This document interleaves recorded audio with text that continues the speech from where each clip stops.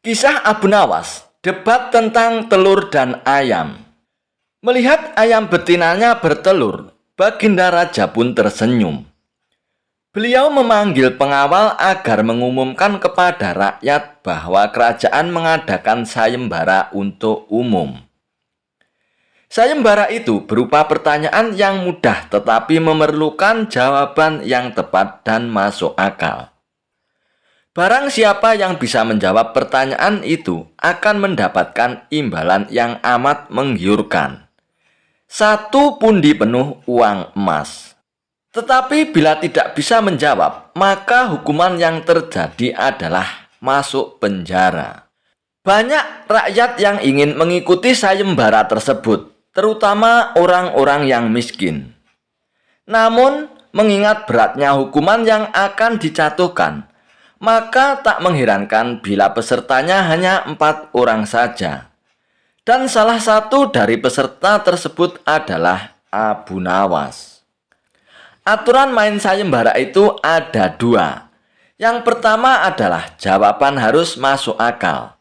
Yang kedua, peserta harus mampu menjawab sanggahan dari Baginda Raja. Pada hari yang telah ditetapkan, para peserta pun sudah siap di depan panggung. Baginda Raja duduk di atas panggung. Beliau memanggil peserta pertama. Peserta pertama maju dengan tubuh gemetar. Baginda Raja pun bertanya, "Manakah yang lebih dahulu, telur ataukah ayam?" "Telur, Baginda Raja," jawab peserta pertama. "Apa alasannya?" tanya Baginda Raja. "Bila ayam lebih dahulu itu tidak mungkin karena ayam berasal dari telur, Baginda," kata peserta pertama menjelaskan. "Kalau begitu, siapa yang mengerami telur itu?" tanya Baginda Raja. Peserta pertama pun mendadak wajahnya pucat pasi berubah putih seperti kertas. Ia pun tak bisa menjawab. Tanpa ampun, ia pun akhirnya dimasukkan ke dalam penjara. Kemudian, giliran peserta kedua maju. Ia pun berkata, "Paduka yang mulia, sebenarnya telur dan ayam tercipta dalam waktu bersamaan." "Bagaimana bisa bersamaan?" tanya Baginda Raja. "Bila ayam lebih dahulu, itu tidak mungkin karena ayam berasal dari telur, Baginda. Dan bila telur lebih dahulu, itu juga tidak mungkin karena telur tidak bisa menetas tanpa dierami," kata peserta kedua dengan mantap. "Bukankah ayam betina bisa bertelur tanpa ayam jantan?" sanggah Baginda Raja memojokkan. Peserta kedua pun kebingungan dan tidak bisa menjawab. Dan akhirnya ia pun dijebloskan ke dalam penjara. Lalu giliran peserta ketiga, ia pun berkata, "Tuanku yang mulia, sebenarnya ayam tercipta lebih dahulu daripada telur." "Sebutkan alasanmu," kata Baginda Raja. "Menurut hamba, yang pertama tercipta adalah ayam betina," kata peserta ketiga meyakinkan. "Lalu bagaimana ayam betina bisa beranak pinak seperti sekarang, sedangkan ayam jantan tidak ada?" kata Baginda memancing. "Ayam betina bisa bertelur tanpa ayam jantan. Telurnya dierami sendiri lalu menetas dan menurunkan anak ayam jantan. Kemudian menjadi ayam jantan dewasa dan mengawini induknya sendiri," ucap peserta ketiga berusaha untuk menjelaskan. "Lalu bagaimana bila ayam betina mati sebelum ayam jantan yang sudah dewasa sempat mengawininya?" tanya Baginda Raja. Peserta ketiga pun tidak bisa menjawab sanggahan Baginda Raja. Lalu ia pun dimasukkan ke penjara. Kini tiba giliran Abu Nawas. Ia pun berkata, "Yang pasti adalah telur dulu baru ayam, Baginda." "Coba terangkan secara logis," kata Baginda Raja ingin tahu. "Ayam bisa mengenal telur, Baginda. Sebaliknya telur tidak bisa mengenal ayam," kata Abu Nawas dengan singkat. Agak lama Baginda Raja merenung. Dan kali ini ia pun tidak menyanggah alasan Abu Nawas. Karena alasan Abu Nawas memang masuk akal. Dan akhirnya Abu Nawas pun mendapatkan hadiah dari Baginda Raja. Kisah Abu Nawas melawan 3 orang bijak. Dikisahkan, pada suatu hari, 3 orang bijak memasuki kampung Abu Nawas. Penduduk sepakat untuk menghadapi ketiga orang itu. Maka mereka sodorkan si cerdik Abu Nawas. "Saya yakin Abu Nawas bisa mengatasi 3 orang itu," ujar salah seorang dari penduduk. Singkat cerita, Abu Nawas pun akhirnya setuju menghadapi 3 orang bijak itu. Dan adu kepintaran antara Abu Nawas dengan ketiga orang itu bertempat di lapangan bola, sehingga masyarakat pun bisa menonton. Setelah waktu yang ditentukan tiba, maka berkumpullah penduduk setempat. Abu Nawas tampak santai. Ia selalu memberikan senyuman kepada setiap orang yang mendekatinya. Acara pun akhirnya dimulai. Masing-masing kontestan memperkenalkan diri. Sebagai penghormatan, juru mempersilakan ketiga orang itu untuk bertanya kepada Abu Nawas. Ketiga orang itu pun sangat senang mendapat kesempatan bertanya duluan kepada Abu Nawas. Maka dengan congkaknya, orang pertama pun bertanya kepada Abu Nawas, "Di mana sebenarnya pusat bumi ini, wahai Abu Nawas yang tolol?" Abu Nawas pun tersenyum walaupun dibilang tolol. Lalu ia pun menjawab, "Itu sih gampang. Kalau begitu katakan di mana?" "Tempatnya di bawah telapak kaki saya, saudara," ujar Abu Nawas dengan senyuman sambil merapatkan kakinya dan sedikit membungkuk. Rupanya jawaban Abu Nawas itu membuat orang kedua tidak terima. Ia langsung berkata dengan keras, "Bagaimana saudara bisa membuktikan hal itu?" "Ukur saja sendiri," jawab Abu Nawas dengan enteng. Tampaknya jawaban itu telah membuat orang pertama tertegun dan hanya bisa diam saja. Untuk itulah tiba giliran orang kedua mengajukan pertanyaan kepada Abu Nawas. "Hai Abu Nawas, berapa banyak jumlah bintang di langit?" Pertanyaan yang nyaris sama dan pasti bisa dijawab oleh Abu Nawas. Dan dengan mudahnya Abu Nawas pun menjawab, "Bintang-bintang yang ada di langit itu jumlahnya sama dengan rambut yang tumbuh di keledai itu," kata Abu Nawas sambil menuding keledai yang sedang makan rumput. "Kalau Anda tidak percaya, hitung saja rambutnya yang ada di keledai itu. Nanti saudara akan tahu kebenarannya." "Hai Abu Nawas, bagaimana bisa kami akan menghitung rambut keledai itu?" "Makanya, kalau kamu bisa menghitung bulu keledai itu, pasti jumlahnya akan sama dengan jumlahnya bintang. Kalau tidak percaya, hitung saja," jawab Abu Nawas dengan entengnya. Mendengar jawaban Abu Nawas, kedua orang itu pun akhirnya tutup mulut.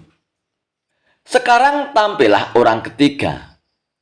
Orang ini konon paling cerdas di antara yang lain. Ia memang agak terganggu oleh kecerdikan Abu Nawas.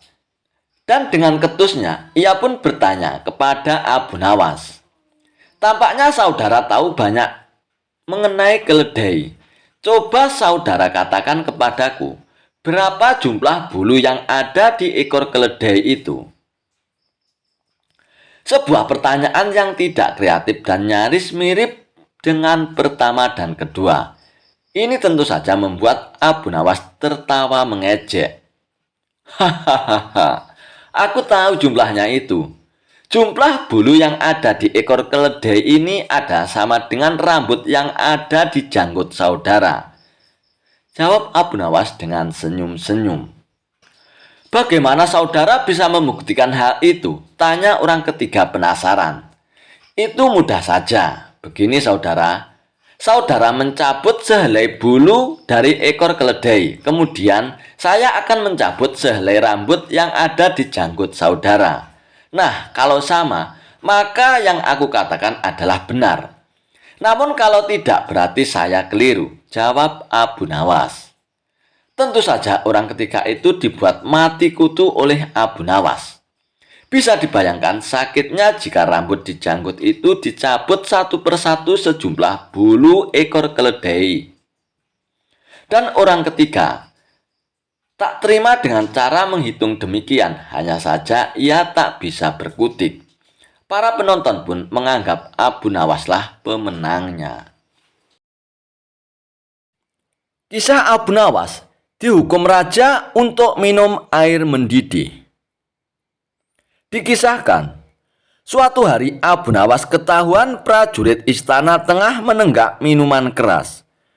Dengan cepat, para prajurit ini segera menangkap dan membawa Abu Nawas ke hadapan Baginda Raja. Abu Nawas, kelakuanmu masih saja tidak berubah. Selama ini aku sudah berbaik hati kepadamu. Aku sengaja meloloskanmu dari hukuman karena kamu selalu berjanji tidak akan mengulanginya. Tapi kali ini sudah tidak ada maaf bagimu. Apapun alasanmu, kamu tetap akan saya hukum, ucap Baginda Raja. Sementara Abu Nawas pun hanya terdiam. Kepalanya tertunduk tak berani menatap. Kira-kira hukuman apa yang pantas diberikan supaya Abu Nawas kapok dengan perbuatannya? Tanya Baginda Raja kepada penasihat istana. Kemudian, penasihat istana pun mengusulkan bagaimana kalau Abu Nawas dihukum dengan cara minum air yang mendidih. Ternyata usulan tersebut langsung diterima oleh Baginda Raja. Usulmu bagus sekali penasihat, aku setuju denganmu, kata Baginda Raja. Seketika itu juga Abu Nawas pun langsung pucat. Tubuhnya menjadi gemetaran karena sama saja ia akan dihukum mati. Ampun Paduka yang mulia, hamba mohon keringanan hukuman, pinta Abu Nawas. Keputusanku sudah bulat Abu Nawas dan tidak bisa ditawar-tawar lagi, balas Baginda Raja. Baiklah Paduka yang mulia, kalau itu memang sudah keputusan Paduka, saya terima dengan berat hati. Tapi sebelum saya menjalani hukuman, izinkan saya menemui istri dan anak-anak saya untuk berpamitan, ujar Abu Nawas.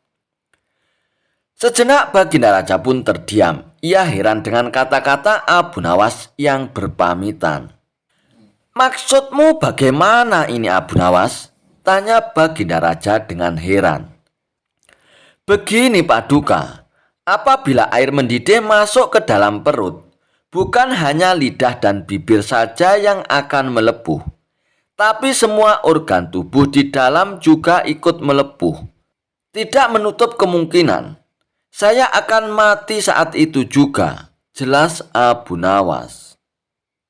Baginda Raja pun terkejut, ia tak menyadari akan hal itu.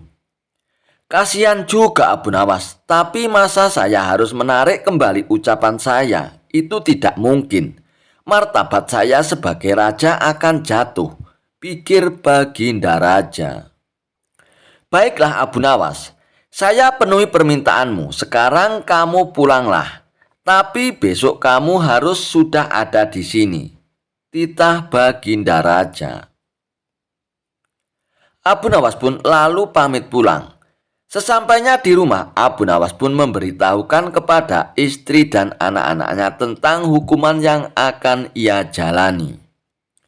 Mengapa Baginda Raja sekejam itu suamiku? kata istri Abu Nawas tak terima. Sudahlah wahai istriku, bila memang ini sudah takdirku untuk mati, aku harap kamu dan anak-anak mengikhlaskan kepergianku, tutur Abu Nawas.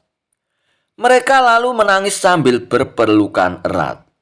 Malam pun semakin larut, Abu Nawas masih belum dapat memejamkan matanya. Ia terus meratapi nasib yang tengah dihadapinya. Namun ia terus mencari cara bagaimana supaya bisa lolos dari hukuman Baginda Raja. Abu Nawas pun terus memutar otaknya agar ia bisa lolos dari hukuman Baginda Raja. Tiba-tiba rasa lapar mulai menghinggap di perutnya. "Wahai istriku, adakah makanan yang tersisa untukku?" tanya Abu Nawas. "Saya sudah menyiapkan sop panas di atas meja.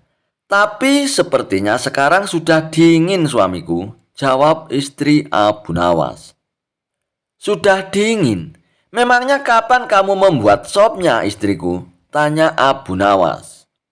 "Tadi sewaktu habis sholat isya. Ini kan sudah tengah malam, jadi wajar kalau sopnya sudah dingin," kata istri Abu Nawas menjelaskan. Saat itulah terbesit di otak Abu Nawas akan ide yang cemerlang, tapi Abu Nawas sengaja tidak memberitahu kepada istrinya, sebab tidak ingin rencananya menjadi berantakan. Setelah menjelang pagi hari, Abu Nawas pun mengumpulkan para tetangganya, dan ia pun memberitahukan kepada mereka bahwa dirinya akan dihukum mati dan ia minta agar para tetangganya itu ikut bersamanya ke istana. Berita mengejutkan ini tentu saja membuat para tetangganya pun kaget. Ia tak menyangka Baginda Raja bisa sekejam itu kepada Abu Nawas. "Abu Nawas, kamu kan dekat dengan Baginda Raja. Kenapa tidak minta ampunan darinya?" tanya mereka. "Biarlah nasi sudah menjadi bubur. Baginda Raja juga tidak akan mencabut ucapannya," terang Abu Nawas. Maka berangkatlah Abu Nawas ke istana dan didampingi keluarga dan para tetangganya. Melihat kedatangan Abu Nawas bersama orang banyak, Baginda Raja pun bertanya, "Hei Abu Nawas, kenapa kau bawa orang banyak sekali? Apakah kau hendak melawanku?" Dengan ekspresi wajah sedih, Abu Nawas pun menjawab, "Ampun Paduka yang mulia. Paduka jangan salah paham. Mereka semua adalah tetangga saya, Paduka. Mereka ingin melepas kepergian saya." Baginda Raja pun akhirnya tidak keberatan akan hal itu. "Baiklah Abu Nawas, apakah kau sudah siap menjalani hukuman?" tanya Baginda Raja. "Saya sudah siap Paduka, silakan bawa kemari air mendidihnya," balas Abu Nawas.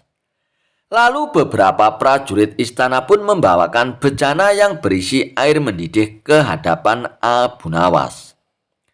"Sekarang kamu minum air mendidih itu Abu Nawas," kata Baginda Raja.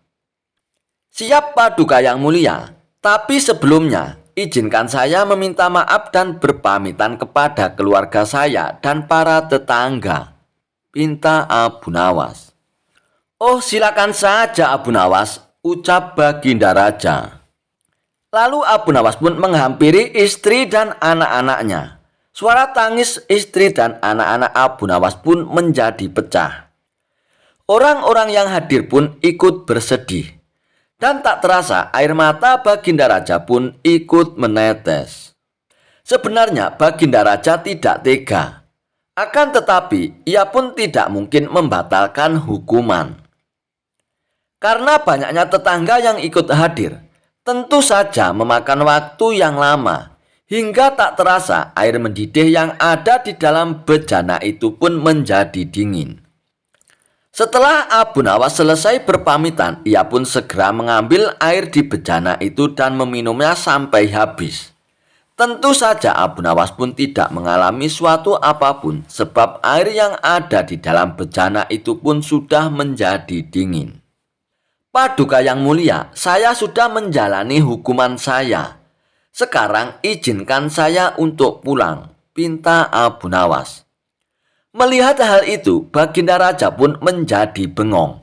Hai Abu Nawas, bukankah saya menyuruhmu untuk minum air mendidih? Tanya Baginda Raja. Benar Paduka yang mulia. Tapi air di bejana itu kan tadinya mendidih. Jangan salahkan saya kalau air ini menjadi dingin. Saya hanya melakukan apa yang seharusnya saya lakukan, jawab Abu Nawas. Dengan kecerdikannya, Abu Nawas pun kembali lolos dari hukuman maut. Ia pun dibolehkan pulang oleh Baginda Raja bersama anak, istri, dan para tetangganya. Kisah Abu Nawas merubah arak menjadi air susu. Kecerdasan Abu Nawas benar-benar menghibur Raja Harun ar-Rasyid. Suatu saat sang raja terlihat murka melihat pekerjaan pengawal kerajaan yang selalu tidak beres. Setelah diselidiki, ternyata para pengawal itu suka mabuk-mabukan. Wahai pengawalku semua, sudah sering aku peringatkan kepada kalian semua agar engkau jangan mabuk-mabukan, ujar Raja Harun ar-Rasyid. Para pengawal kerajaan terlihat begitu gemetar. Mereka tak berani menatap mata sang raja. Kepala mereka tertunduk sebagai pengakuan rasa bersalahnya. Ceritakan kepadaku dari mana kalian mendapatkan arak-arak itu, tanya sang raja.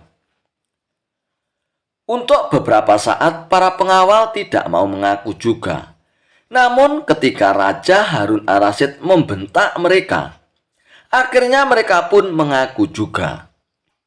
Salah satu pengawal dari sang raja pun berkata, Abu Nawaslah yang membawa arak-arak itu ke istana Paduka. Kami juga diajari mabuk-mabukan oleh Abu Nawas sang raja.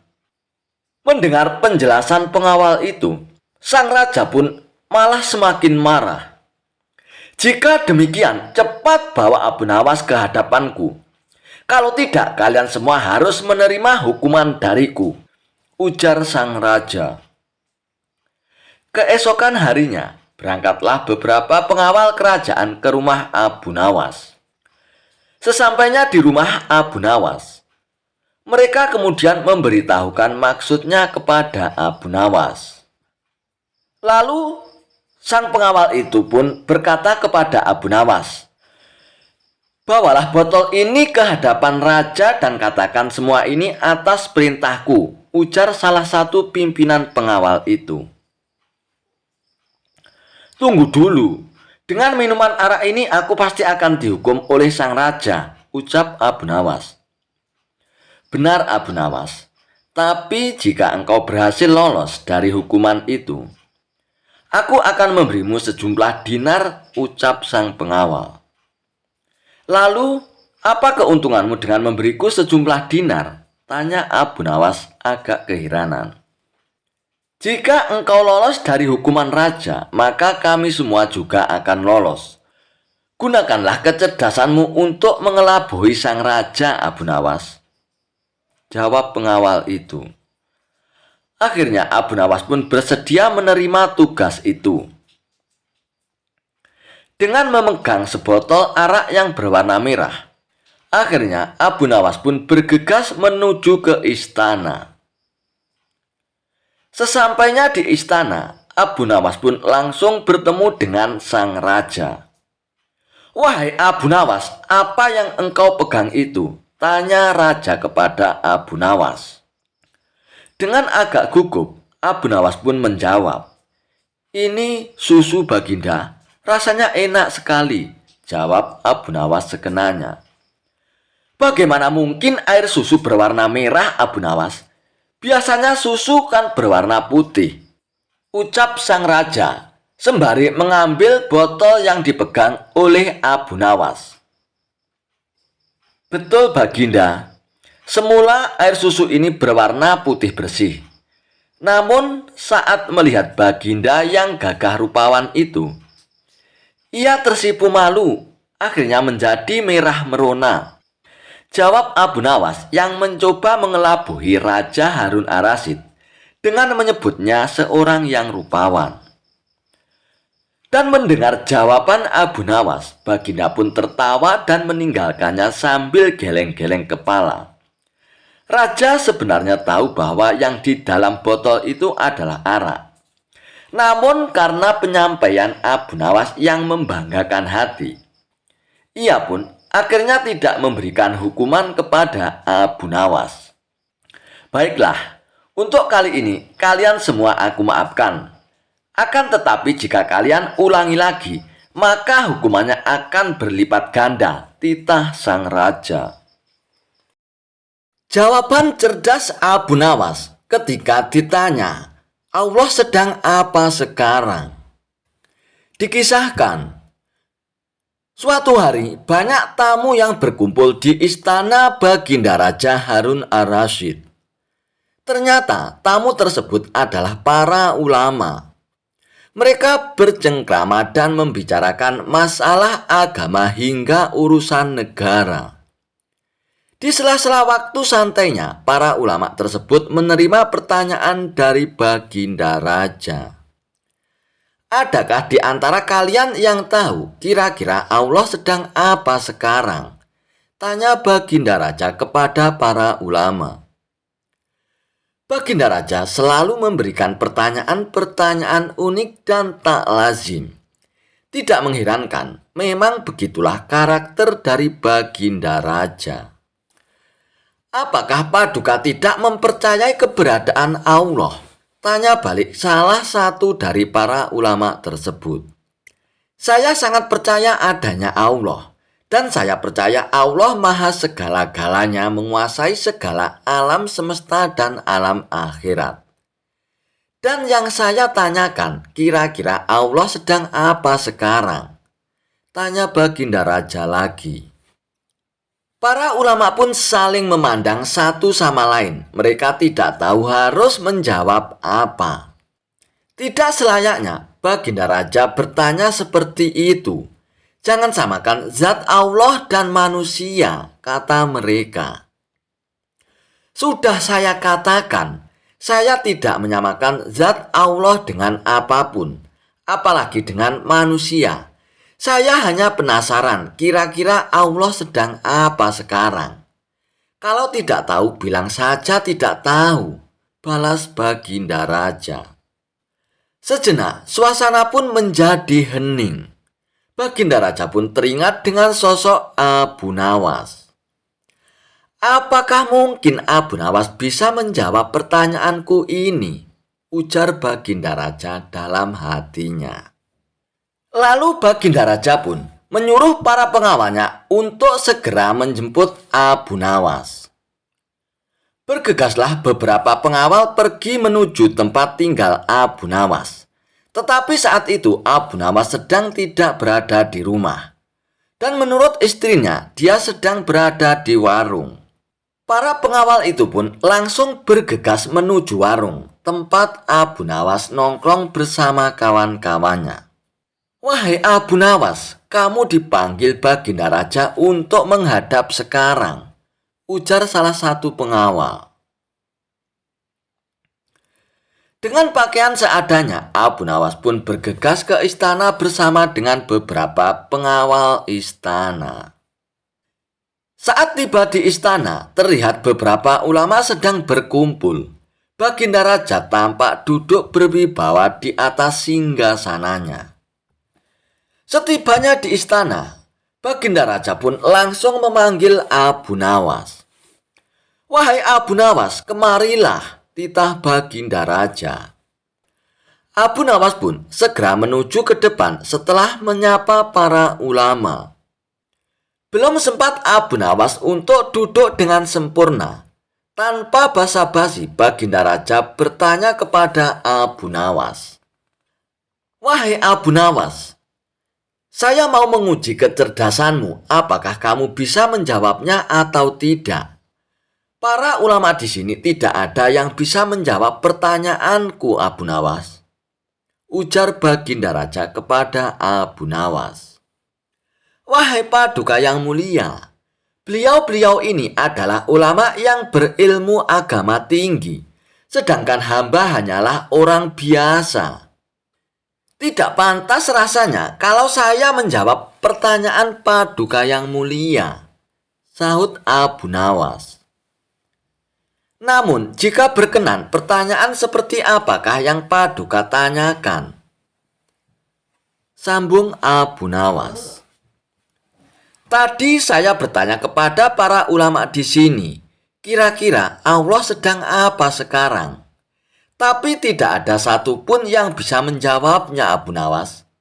Apakah kamu tahu Allah sedang apa sekarang?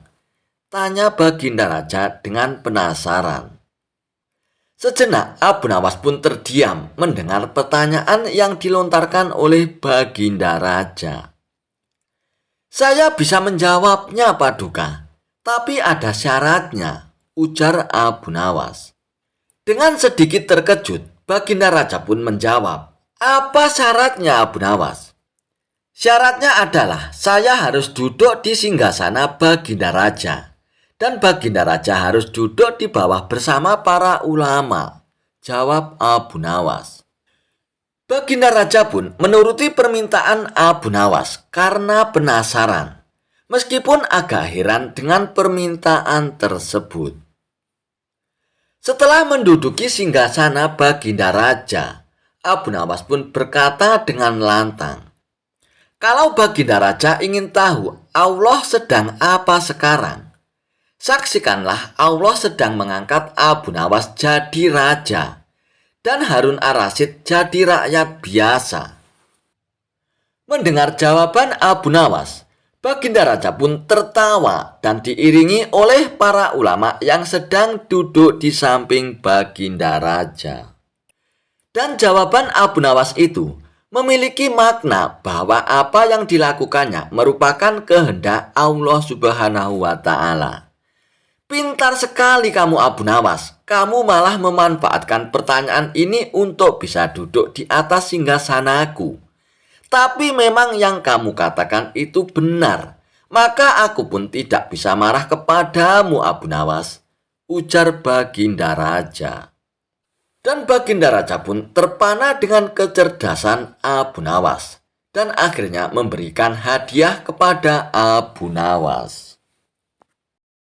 Suatu hari, Abu Nawas menuju istana raja dengan membawa keledai yang sudah dihiasi dengan mahkota palsu dan kain yang mewah.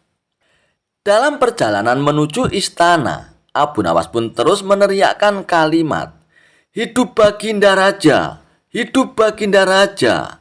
Hidup Baginda Raja!" teriak Abu Nawas. Tentu saja ulah Abu Nawas ini pun menyulut perhatian orang-orang. Gila Abu Nawas menyamakan Baginda Raja dengan keledainya, kata seorang warga. Kalau begitu, mari kita laporkan saja kepada Baginda Raja, biar Abu Nawas dihukum mati, sambung warga yang lainnya. Tetapi Abu Nawas tidak menghiraukannya, ia pun terus berjalan sambil terus berteriak, "Hidup Baginda Raja! Hidup Baginda Raja!" Dan akhirnya, tibalah Abu Nawas di depan pintu gerbang istana raja. Akan tetapi, teriakan Abu Nawas ini pun semakin keras. Mendengar teriakan Abu Nawas, salah satu prajurit kerajaan yang bertugas menjaga pintu gerbang itu pun langsung melaporkan ulah Abu Nawas kepada Baginda Raja. "Mohon ampun Paduka yang mulia," Abu Nawas berteriak-teriak di depan pintu gerbang istana. Ia mengatakan, "Hidup Baginda Raja! Hidup Baginda Raja!" Lapor prajurit itu kepada Baginda Raja. "Apa yang tidak beres? Itu kan wajar saja. Ia kan rakyatku juga," ujar Baginda Raja. "Tapi Paduka yang mulia," Abu Nawas berteriak sambil menarik keledainya yang berhias mahkota dan kain yang indah. Seolah-olah keledainya itu rajanya, kata prajurit itu. Dan laporan prajurit itu pun diperkuat dengan kedatangan puluhan warga yang melaporkan aksi Abu Nawas. Warga tidak terima rajanya disamakan dengan keledainya Abu Nawas. Mendapat laporan itu, Baginda Raja pun menjadi murka. Wajahnya langsung memerah. Kurang ajar Abu Nawas. Prajurit, tangkap Abu Nawas sekarang. Bawa dia ke hadapanku. Perintah Baginda Raja. Tidak butuh waktu lama, Abu Nawas pun diringkus dan diseret ke hadapan Baginda Raja. Hei Abu Nawas, apa maksud perbuatanmu itu? Berani sekali kau menyamakan aku dengan keledaimu, bentak Baginda Raja.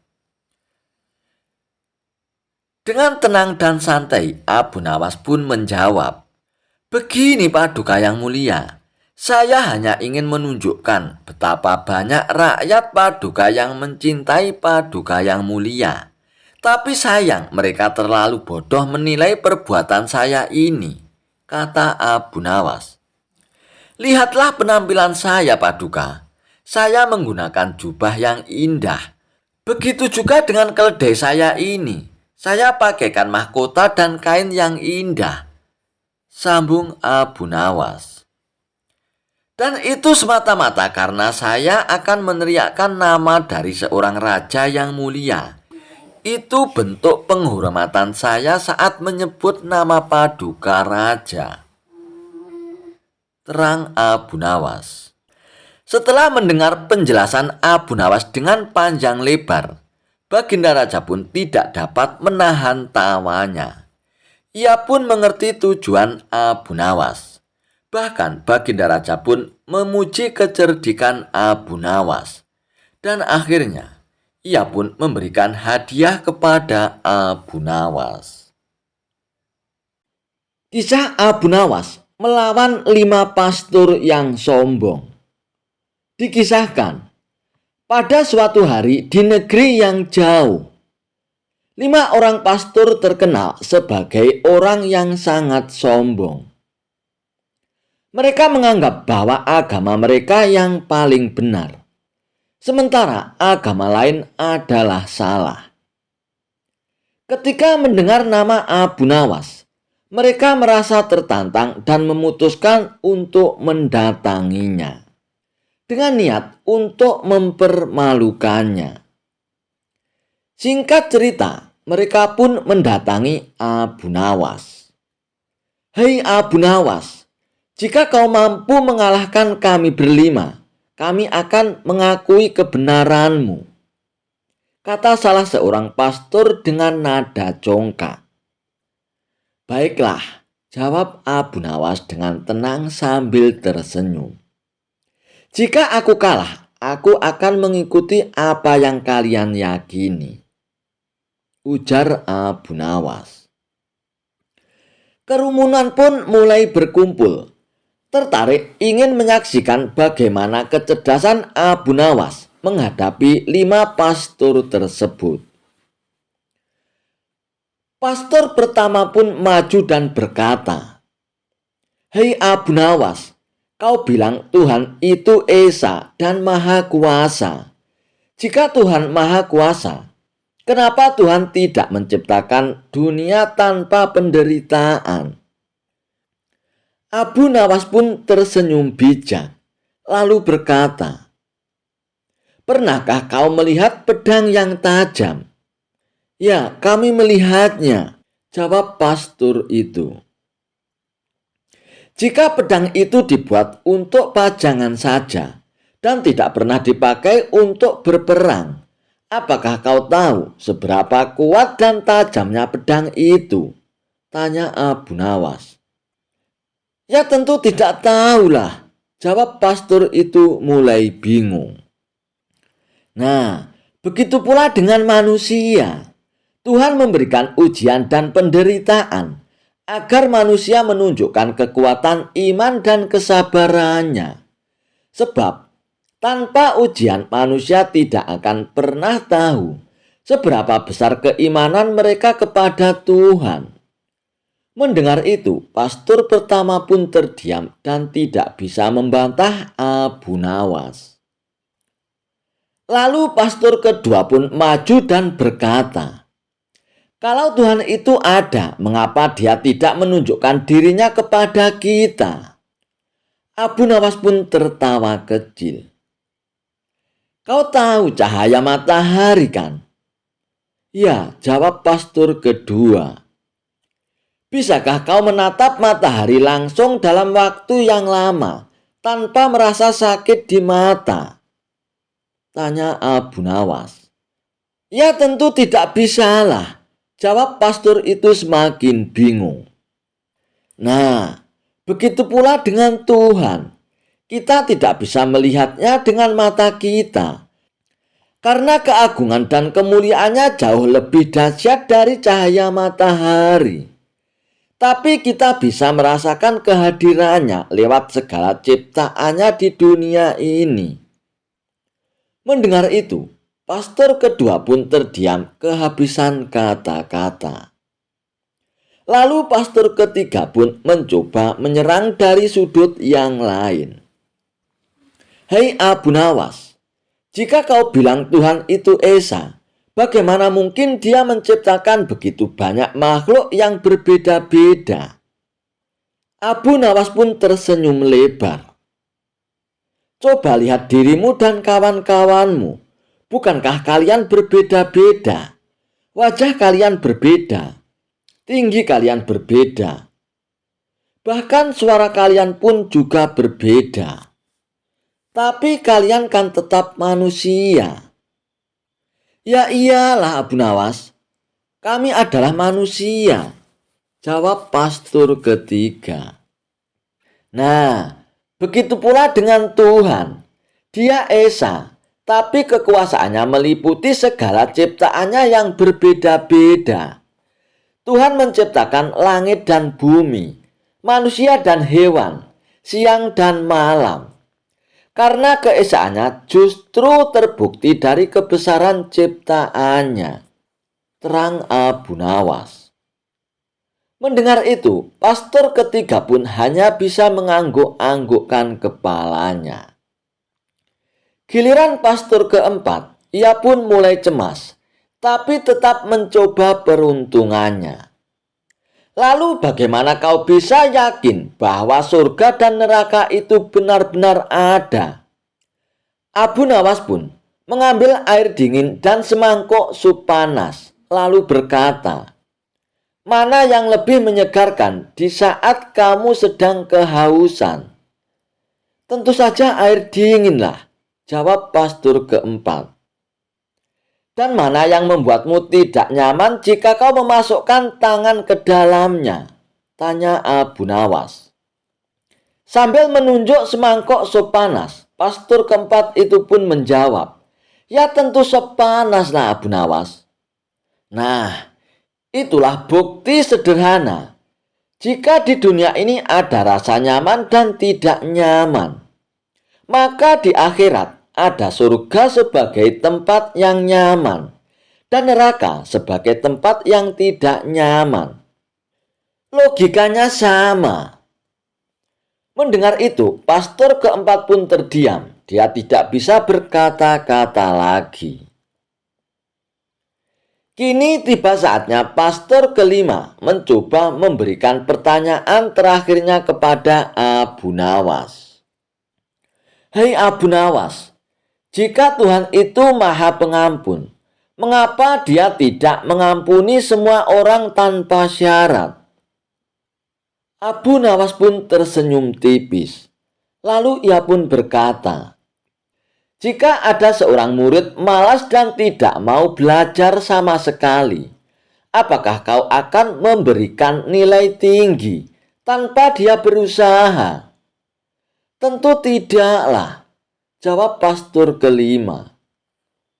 Nah, begitu pula Tuhan. Tuhan Maha Pengampun, tapi pengampunannya diberikan kepada mereka yang mau bertaubat dan berusaha untuk menjadi lebih baik. Karena pengampunan tanpa syarat hanya akan membuat manusia lalai dan tidak bertanggung jawab. Terang Abu Nawas. Mendengar itu, pastor kelima pun terdiam dan tidak mampu membantah Abu Nawas. Setelah mendengar semua jawaban dari Abu Nawas, kelima pastor itu pun saling berpandangan. Dan mereka pun akhirnya mengakui kekalahan mereka. Dengan suara lirih, salah satu pastor pun berkata, "Abu Nawas, kau benar, kami datang dengan niat untuk mempermalukanmu. Tapi justru kami yang dipermalukan oleh kecerdasan dan kebenaranmu, Abu Nawas. Tolong ajarkan kami lebih banyak lagi tentang keimanan." Abu Nawas pun tersenyum bijak. "Kalian telah membuat keputusan yang tepat. Kebenaran adalah milik Tuhan. Dan siapapun yang mencarinya dengan hati yang ikhlas akan menemukannya." Dan kelima pastor itu pun akhirnya meninggalkan keyakinan lama mereka dan mengikuti ajaran Abu Nawas. Kisah Abu Nawas dan 6 ekor lembu. Suatu hari, Raja Harun Ar-Rasyid memanggil Abu Nawas untuk menghadap ke istana. Raja ingin menguji Abu Nawas.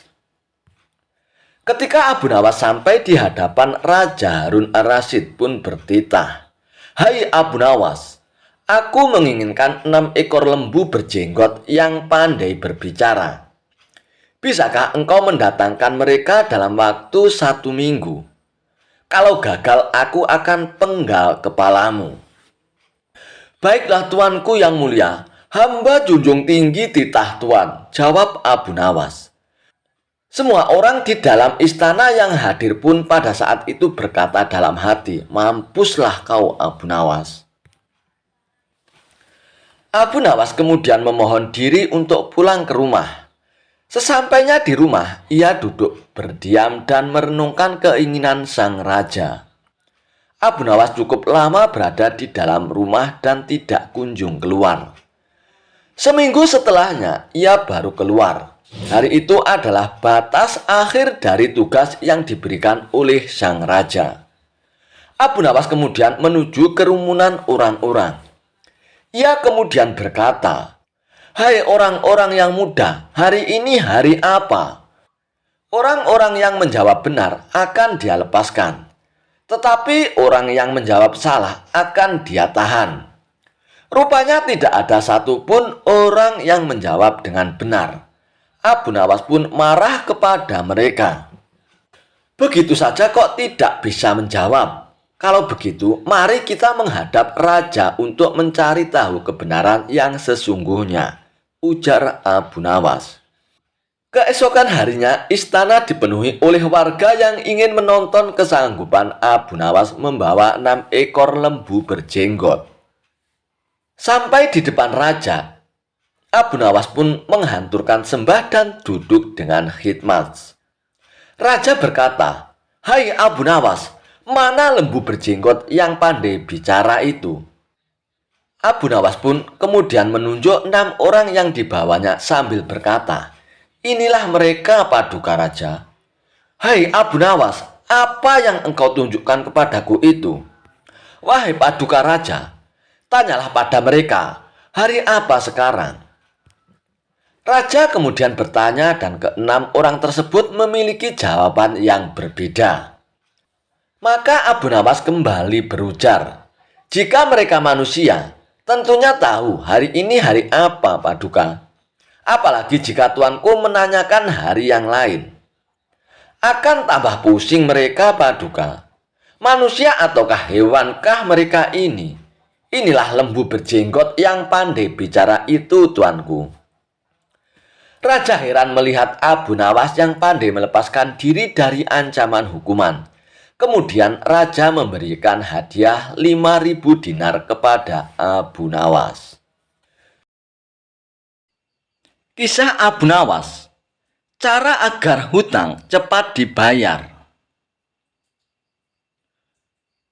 Utang piutang memang hal yang biasa. Namun menjadi tidak biasa kalau ada orang yang susah membayar hutangnya. Apalagi kalau ada teman yang tidak mau bayar utang. Pasti bikin kesal saja. Tapi tenang saja, Abu Nawas punya cara agar utang itu cepat dibayar. Mau tahu caranya? Begini ceritanya. Saat Abu Nawas menagih utang dengan temannya yang tidak mau bayar. Rumah Abu Nawas konon pernah didatangi Abu Jahil yang terkenal pelit. Ia lalu menjelaskan tujuan kedatangannya, ia ingin meminjam uang 100 dinar. Tentu saja Abu Nawas terkejut mendengarnya. "Dari mana saya mendapatkan uang sebanyak itu, Abu Jahil?" kata Abu Nawas. "Ayolah Abu Nawas, aku yakin kamu pasti ada. Pinjami aku selama sebulan saja Abu Nawas," pinta Abu Jahil. Awalnya Abu Nawas tidak mau mengabulkan permintaan Abu Jahil.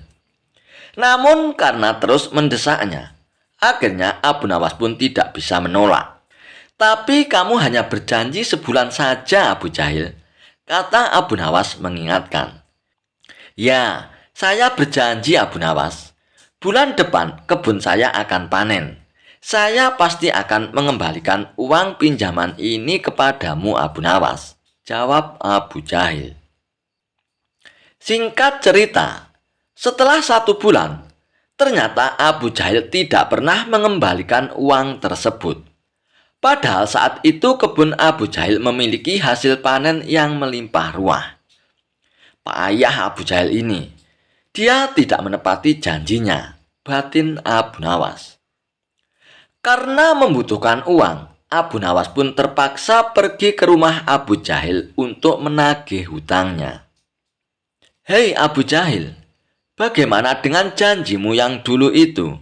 Katanya kamu akan mengembalikan uang itu dalam waktu sebulan," kata Abu Nawas. Abu Jahil pun menjawab bahwa dia tidak bisa membayar hutangnya. Ia beralasan bahwa uang hasil kebunnya digunakan untuk mengobati saudaranya yang sedang sakit. "Jangan khawatir Abu Nawas, saya pasti akan membayar hutangku bulan depan," kata Abu Jahil. Abu Nawas pun sangat kecewa. Akhirnya, dia pun pulang tanpa membawa uang sepeser pun. Beberapa hari kemudian, Abu Nawas mendengar kabar bahwa Abu Jahil sering mengundang teman-temannya ke rumah untuk berpesta.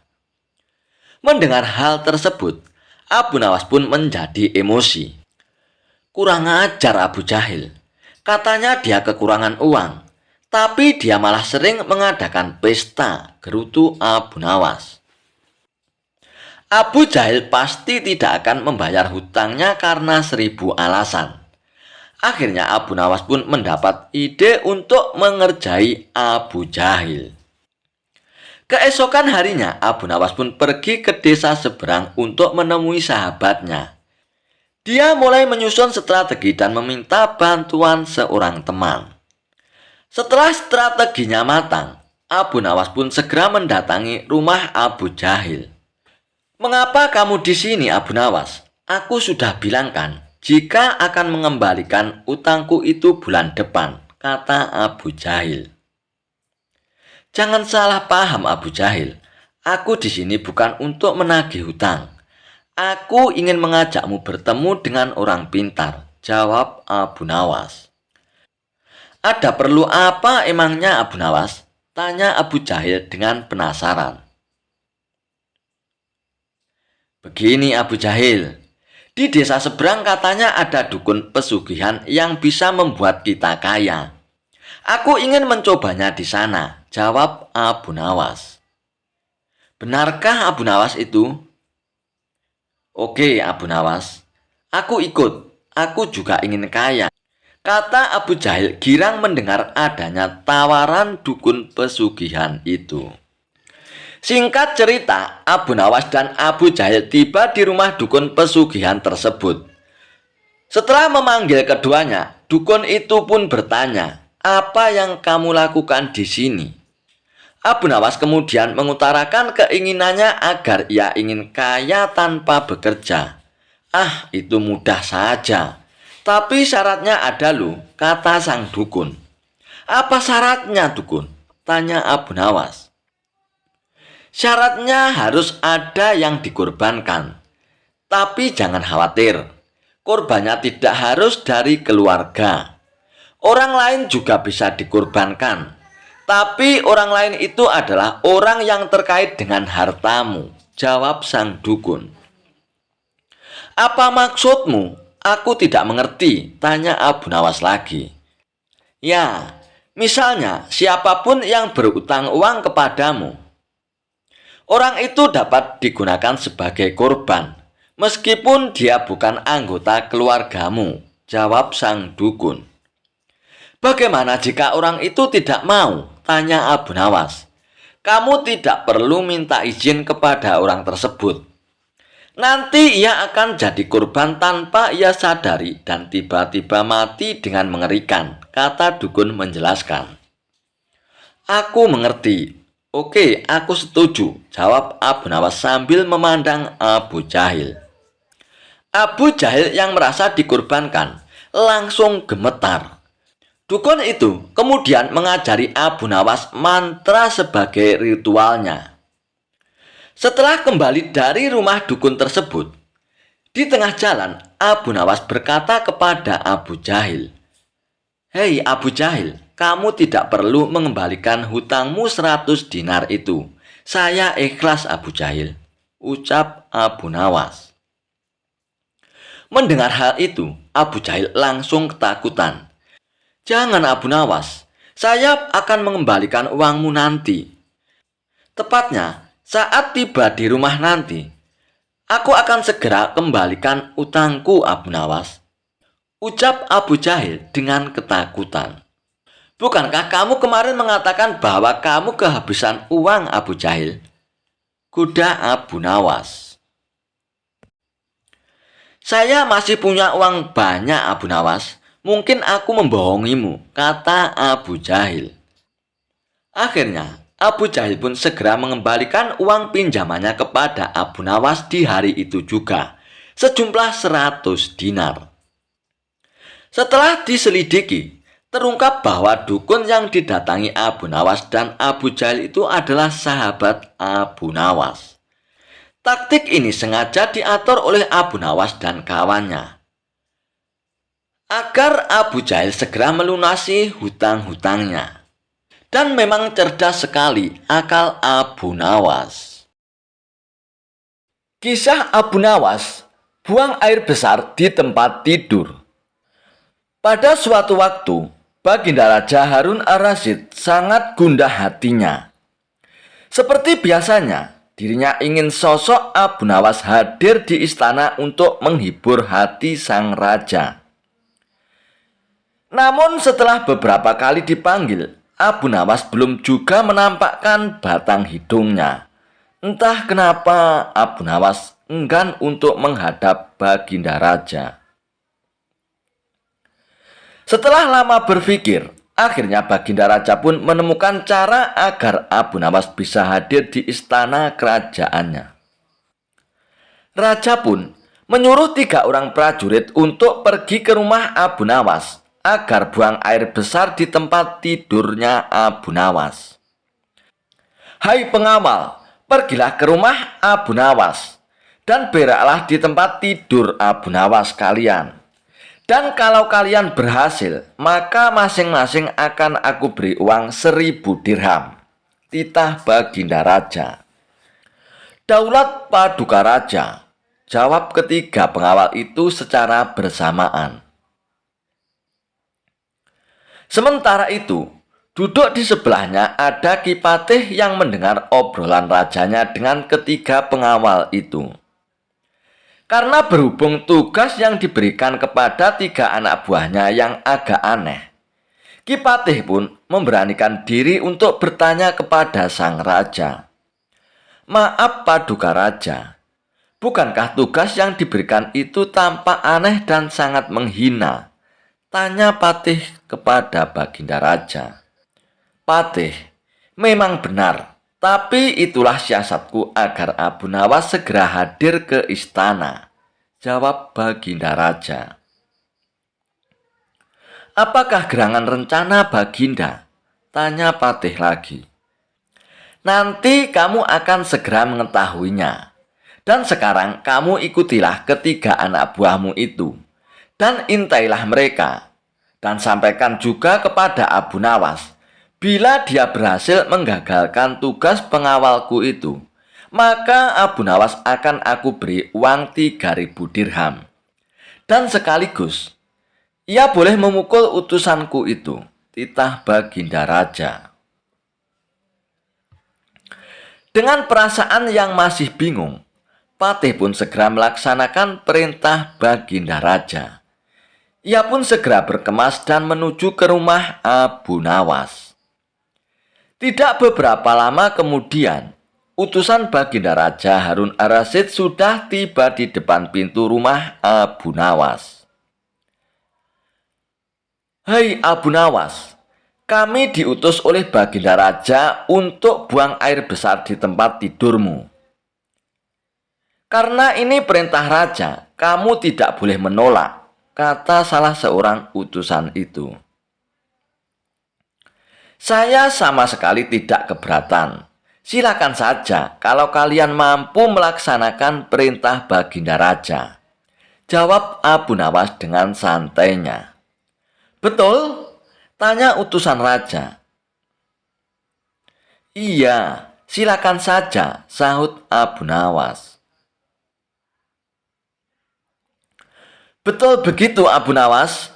tanya utusan raja. "Iya, silakan saja," sahut Abu Nawas. Abu Nawas pun mengawasi orang-orang itu beranjak ke tempat tidurnya dengan geram.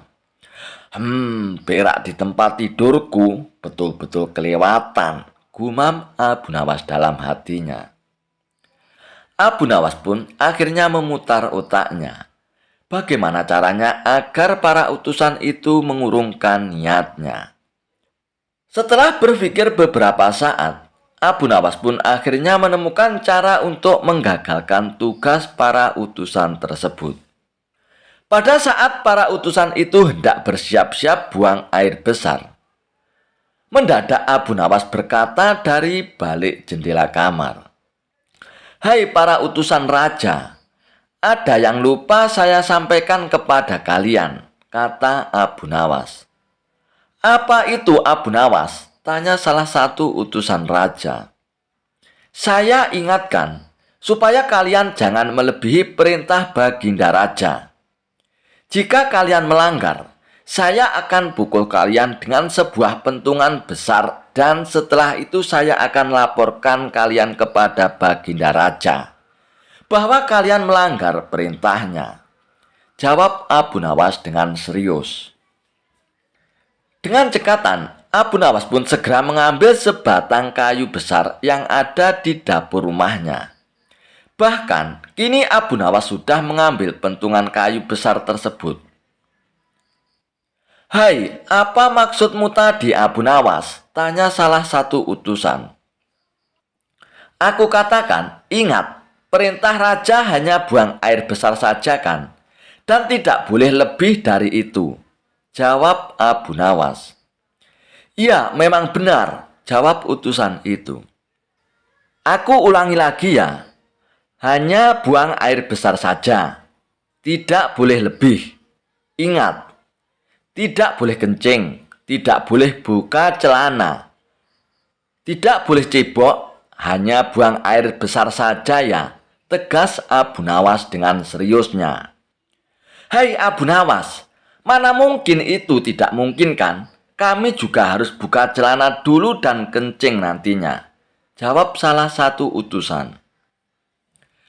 "Aku akan pukul kalian sekeras-kerasnya jika kalian melanggar perintah Baginda Raja," sahut Abu Nawas. Para utusan itu pun akhirnya saling pandang. Mereka kebingungan dengan ucapan Abu Nawas itu. Tiba-tiba ada suara seseorang yang memanggil Abu Nawas. "Hai Abu Nawas!" Karena ada suara yang sudah tidak asing lagi didengar oleh Abu Nawas serta para utusan, akhirnya mereka pun segera berkumpul untuk menemui asal suara itu. Oh, ternyata suara itu adalah suara Kipatih Ja'far yang merupakan orang kepercayaan Baginda Raja Harun ar-Rasyid. Aku sudah mendengar perdebatan kalian. Baginda Raja memang memerintahkan para utusan itu untuk buang air besar di tempat tidurmu, Abu Nawas. Jika 3 orang ini sanggup, mereka masing-masing akan mendapatkan 1000 dirham. Namun, jika mereka gagal, maka mereka boleh engkau pukul sesuka hatimu, Abu Nawas, kata Kipatih Ja'far. Oh, begitu ya, Kipatih. Lalu hadiah dari Baginda untukku berapa, tuanku? Tanya Abu Nawas. Sekarang juga engkau boleh menghadap Baginda Raja untuk menerima 3000 dirham, jawab Kipatih. Hahaha. Abu Nawas pun tertawa bahagia dan merasa kaget. Segera saja Abu Nawas pun mengambil pentungan. Lalu 3 orang utusan yang mau berak di tempat tidur Abu Nawas itu pun akhirnya dipentungi pantatnya. Buk, buk, buk. Ampun Abu Nawas. Apa kalian mau buang air besar di tempat tidurku? Hah, tidak boleh ya. Dipukul lagi. Buk, buk, buk. Tidak, ampun Abu Nawas. Dan akhirnya, ketiga utusan Baginda Raja itu pun lari terbirit-birit. Kipatih dan Abu Nawas pun tertawa terpingkal-pingkal dibuatnya. Sesaat setelah itu, Kipatih pun berkata kepada Abu Nawas, Abu Nawas, Baginda sangat yakin engkau dapat mengatasi masalah ini. Baginda memang menginginkan kehadiranmu di istana untuk menghibur hatinya yang saat ini sedang gundah gulana. Abu Nawas pun menyetujui permintaan Patih Ja'far. Dan akhirnya, mereka pun bergegas menuju istana untuk menemui Baginda Raja. Kisah Abu Nawas menghitung umur hingga dapat sekantong keping uang emas. Dikisahkan, pada suatu hari di negeri Baghdad, Baginda Raja Harun ar-Rasyid pun berniat merayakan pesta ulang tahun kerajaan bersama dengan seluruh rakyatnya. Pada hari yang telah ditunggu-tunggu pun akhirnya tiba. Rakyat Baghdad dikumpulkan di depan istana. Raja Harun ar-Rasyid pun berdiri dan menyampaikan pesan di depan rakyatnya. Wahai rakyatku yang tercinta, hari ini kita mengadakan pesta ulang tahun kerajaan. Aku akan memberikan hadiah kepada para fakir miskin. Aku juga akan memberi pengampunan kepada para tahanan di penjara dengan mengurangi hukumannya setengah dari sisa hukumannya.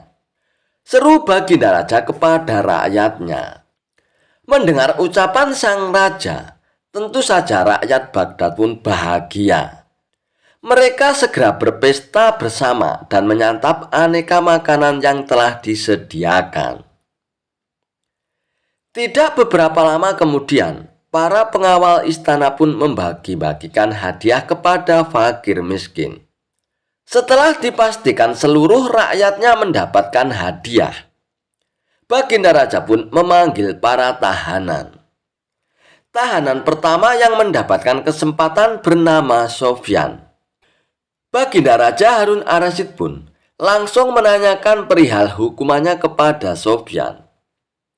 Hei Sofyan, berapa tahun hukumanmu? Tanya Baginda Raja. 2 tahun Baginda Raja, jawab Sofyan. Sudah berapa tahun yang kamu jalani? Tanya Baginda lagi. Sudah 1 tahun Baginda Raja, jawab Sofyan.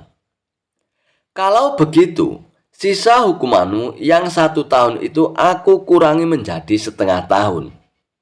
Sehingga hukumanmu tinggal 6 bulan saja, jelas Baginda Raja. Selanjutnya, dipanggillah tahanan yang kedua, dan tahanan ini bernama Ali. Sang raja pun menanyakan kepada Ali hal yang sama seperti apa yang ditanyakan kepada Sofyan. Hei Ali, berapa tahun hukumanmu? Tanya Baginda Raja. Dengan nada yang sedih, Ali pun menjawab, mohon ampun Baginda, "Hamba dihukum seumur hidup," jawab Ali. Mendengar jawaban tersebut, Baginda Raja pun menjadi bingung, harus menjawab apa untuk mengurangi hukuman Ali. Di tengah kebingungannya, akhirnya Baginda Raja pun teringat kepada Abu Nawas. Dan akhirnya dipanggillah Abu Nawas. Tak beberapa lama kemudian, Abu Nawas yang turut serta dalam pesta ulang tahun kerajaan itu pun menghampiri sang raja yang sedang kebingungan. "Hei Abu Nawas, aku ada masalah mengenai hadiah pengampunan bagi Ali. Dia dihukum seumur hidup, sedangkan aku ini akan memberikan pengampunan setengah dari sisa hukumannya. Padahal aku tidak tahu sampai umur berapa Ali akan hidup sekarang. Aku minta nasihatmu Abu Nawas. Bagaimana caranya memberi pengampunan kepada Ali dari sisa hukumannya?" Jelas Baginda Raja kepada Abu Nawas. Mendengar penuturan Baginda Raja, Abu Nawas pun juga bingung. Apa bisa mengurangi umur seseorang, padahal dia sendiri tidak tahu sampai kapan umurnya, pikir Abu Nawas. "Hamba minta waktu Baginda," ujar Abu Nawas. Mendengar permintaan Abu Nawas, Baginda Raja pun akhirnya memberikan kesempatan kepada Abu Nawas untuk berpikir. Baginda Raja pun memberikan waktu sehari semalam kepada Abu Nawas. "Hai Abu Nawas, jadi besok pagi kamu harus memberikan jawabannya," ucap Baginda Raja. Lalu Abu Nawas pun berpamitan kepada Baginda Raja untuk pulang. Sesampainya di rumah, Abu Nawas pun berpikir keras untuk menemukan solusi dari masalah tersebut. Namun selang beberapa waktu, tampaklah Abu Nawas telah menemukan solusi dari masalah yang dihadapi Baginda Raja. Abu Nawas pun segera masuk ke kamar untuk tidur dengan nyenyak. Pada pagi harinya, Abu Nawas pun segera menghadap Baginda Raja. "Hamba sudah mendapatkan cara untuk memecahkan masalah Ali, wahai Baginda Raja," ucap Abu Nawas. "Bagaimana caranya Abu Nawas?" tanya Baginda Raja ingin segera mengetahuinya. "Begini Baginda Raja, sebaiknya si Ali ini berada di luar penjara dan dibebaskan selama 1 hari. Lalu pada esoknya, dia dimasukkan lagi ke dalam penjara selama 1 hari pula. Lusanya juga demikian. Sehari bebas dan sehari di penjara. Begitu berlangsung terus-menerus selama umur si Ali itu Baginda," jelas Abu Nawas. Mendengar penuturan Abu Nawas, Baginda Raja pun tersenyum bahagia. "Engkau memang pandai Abu Nawas. Kalau begitu kamu juga patut kuberikan hadiah, yaitu sekantung keping uang emas," ujar Baginda Raja. Dengan wajah bahagia, akhirnya Abu Nawas pun pulang dengan membawa sekantong keping uang emas dari Baginda Raja. Kisah lucu, Abu Jahal paksa Abu Nawas bayar 100 dinar karena cium bau masakannya. Suatu ketika, Abu Jahal yang merupakan tetangga dekat Abu Nawas sedang mempersiapkan pesta besar di rumahnya. Hampir semua kerabat tetangga terdekat pun diundang, kecuali Abu Nawas. Meski demikian, Abu Nawas tidak menaruh rasa benci kepada Abu Jahal sedikit pun, sebab ia tahu persis watak Abu Jahal. Mengenai pesta yang akan Abu Jahal adakan tanpa mengundang Abu Nawas, sebenarnya hanya bertujuan ingin membalas dendam. Pasalnya, selama usaha Abu Jahal untuk mengerjai Abu Nawas selalu gagal. Dan menurutnya, kali ini dengan rencana membuat pesta besar di rumah bisa dengan puas meledek Abu Nawas. Pesta yang akan diselenggarakan terbilang tidak main-main. Abu Jahal bahkan mengundang hoki ternama dari negeri seberang. Ia pun rela membayar upah cukup mahal supaya bersedia memasak di rumahnya. Tentu saja karena yang memasak adalah Hoki ternama. Cita rasa masakan yang dibuatnya pastilah lezat dan menggugah selera. Saat si Hoki mulai memasak untuk jamuan pesta, aromanya menyebar kemana-mana. Siapa saja yang menghirup pasti langsung tergoda. Kebetulan aroma masakan tersebut menyebar sampai ke rumah Abu Nawas. Ketika Abu Nawas sedang duduk di depan rumah tanpa sengaja mencium aroma masakan yang begitu lezat. Betapa nikmatnya aroma masakan ini, apalagi kalau sampai memakannya, gumam Abu Nawas. Lalu ia pun penasaran dari mana asal aroma masakan itu. Abu Nawas lalu berjalan menyelusuri rumah-rumah untuk mencari asal bau masakan yang lezat tersebut. Dan ternyata berasal dari rumah Abu Jahal yang sedang memasak untuk mempersiapkan pesta. Melihat kehadiran Abu Nawas di rumahnya, terbesit di benak Abu Jahal untuk meledeknya. Tapi ternyata itu tidak dilakukannya, sebab Abu Jahal mendapat ide yang lebih konyol. "Abu Nawas, ngapain kamu di situ?" teriak Abu Jahal. Abu Nawas yang sedang asik menghirup aroma masakan langsung kaget mendengar teriakan Abu Jahal. "Tidak apa-apain Abu Jahal," sahutnya. "Kamu jangan bohong Abu Nawas, kurang ajar. Kamu pasti sedang mencuri bau masakanku ya," timpal Abu Jahal. Namun Abu Nawas tidak menghiraukan Abu Jahal. Ia lebih memilih balik ke rumah. Tapi ketika baru saja melangkah, Abu Jahal langsung menghalanginya. "Tunggu, kamu tidak boleh pergi seenaknya saja. Kamu harus membayar bau masakan yang kamu curi," bentak Abu Jahal. Perkataan Abu Jahal ini sempat membuat Abu Nawas heran dan terkejut. "Apa bayar? Hanya mencium bau masakan disuruh bayar?" tanya Abu Nawas tak percaya. "Benar, karena masakanku ini dibuat oleh Hoki profesional dengan bayaran yang mahal," jawab Abu Jahal dengan sombongnya. Dikarenakan tidak ada yang mau mengalah, pertengkaran kedua orang ini mengundang perhatian warga setempat. Para warga pun langsung mengerumuni mereka berdua dengan tujuan untuk melerai. Sudah, begini saja. Daripada kalian ribut di sini, lebih baik masalah ini kalian bawa ke pengadilan. Biar Tuan Hakim yang akan menentukan siapa yang benar dan siapa yang salah," saran dari salah seorang warga. "Baik, saya tidak takut. Ayo kita ke rumah Tuan Hakim," tantang Abu Jahal. Maka keduanya pun diantar warga pergi menuju rumah Tuan Hakim. "Ada masalah apa ini?" tanya Tuan Hakim. Abu Nawas pun lalu menceritakan secara detail kronologi masalah yang dialaminya. "Masa sih hanya mencium bau masakan disuruh bayar? Ini kan aneh Tuan Hakim," kata Abu Nawas kepada Tuan Hakim. Abu Jahal pun tidak mau kalah.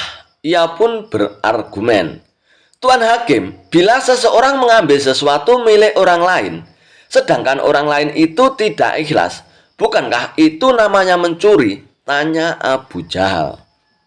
"Benar, orang tersebut bersalah dan bisa dituntut hukuman," jawab Tuan Hakim. "Nah, begitu juga dengan hamba, Tuan Hakim. Di rumah hamba sedang memasak masakan lezat, dan Abu Nawas ini telah menghirup aroma masakan yang berasal dari rumah hamba. Sedangkan hamba tidak ikhlas Tuan Hakim. Bukankah itu termasuk perbuatan mencuri?" tanya Abu Jahal lagi. "Oleh karena itu hamba menuntut supaya Abu Nawas untuk membayarnya," kata Abu Jahal melanjutkan penjelasannya. Ada benar ucapan Abu Jahal, tapi masa iya hanya gara-gara mencium masakan terus disuruh bayar, pikir Hakim. Sementara itu, Abu Nawas yang melihat gelagat Tuan Hakim yang tampak kebingungan menangani masalah ini. Abu Nawas tahu Tuan Hakim adalah orang bijak. Tapi karena pintarnya Abu Jahal dalam mengolah kata, membuat Tuan Hakim pun jadi kebingungan. Begini saja Tuan Hakim, hamba mengaku telah bersalah dan hamba bersedia membayar, ujar Abu Nawas. Tapi Abu Nawas, apa kamu yakin? Tanya Tuan Hakim merasa tidak tega.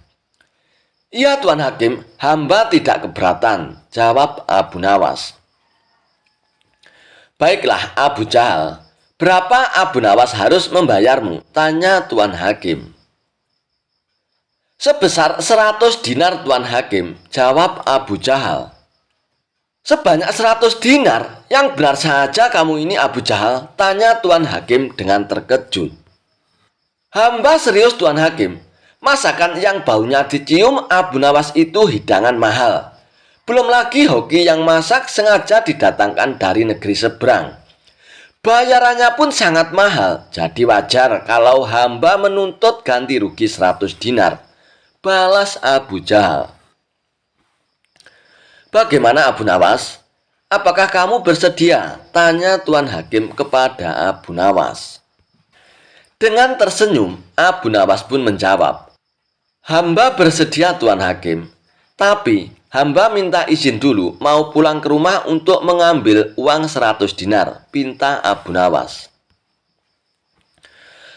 Abu Nawas pun lalu dipersilakan pulang untuk mengambil uang dahulu. Kena kau Abu Nawas, kali ini aku berhasil mengerjaimu dan aku juga mendapatkan uang 100 dinar, kata Abu Jahal dalam hatinya penuh kegirangan. Tidak beberapa lama kemudian Abu Nawas kembali dengan membawa uang 100 dinar. Tuan Hakim, kantong yang hamba bawa ini isinya koin emas berisi 100 dinar. Tapi sebelumnya hamba ingin memperlihatkannya kepada Tuan Hakim, supaya benar-benar percaya kalau uang di dalam kantong ini berjumlah 100 dinar, tutur Abu Nawas. Abu Nawas lalu memberikan kantongnya kepada Tuan Hakim dan disuruh menghitung jumlahnya. Setelah selesai menghitung, Tuan Hakim pun mengembalikannya kepada Abu Nawas. Benar Abu Nawas, uangnya berjumlah 100 dinar, ucap Tuan Hakim. Kemudian, Abu Nawas menggoyang-goyang kantong tersebut hingga terdengar suara gemerincing kempingan uang yang berasal dari kantong miliknya. Hai Abu Jahal, apakah kau mendengar suara kepingan uangku ini? Tanya Abu Nawas. Iya, aku mendengarnya. Sini berikan uangnya kepadaku, pinta Abu Jahal tak sabar lagi. Bukannya barusan aku sudah memberimu, kenapa malah minta uang ini? Ujar Abu Nawas. Mana? Sepeser pun aku belum menerimanya, protes Abu Jahal. Agar keributan tidak terjadi lagi, Tuan Hakim lalu menengahi. Maksudnya bagaimana ini Abu Nawas? Aku perlu mengerti, tanya Tuan Hakim. Begini Tuan Hakim, yang hamba curi tadi kan bau masakannya, bukan masakannya. Jadi hamba membayarnya pakai suara duit saja, bukan duitnya, kata Abu Nawas menjelaskan.